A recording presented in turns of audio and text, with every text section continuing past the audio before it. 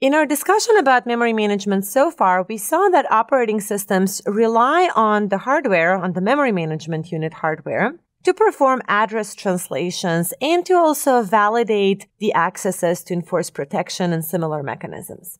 But the same hardware can also be used to build a number of other useful services and optimizations beyond just the address translation.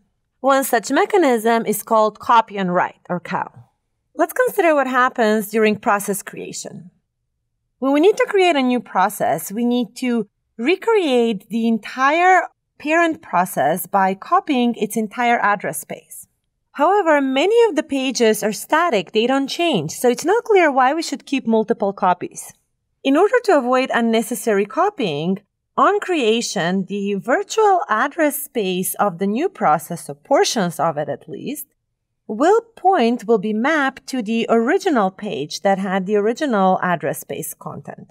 The same physical address of the physical memory may be referred to by two completely different virtual addresses from the two processes.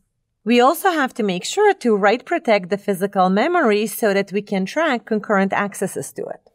If the contents of this page are indeed going to be read only, then we're going to save both on memory requirements as well as on the time that would have otherwise been necessary to perform the copy.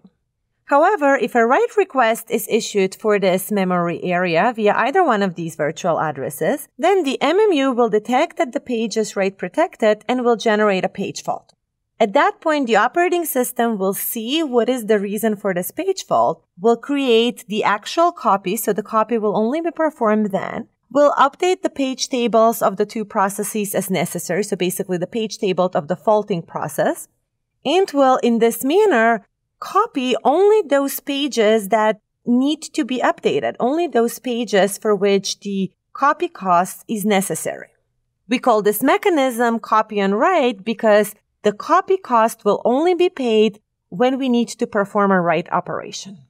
There may be other references to this write-protected region, so whether or not the write protection will be removed once this one copy is performed will depend on who else is this page shared with.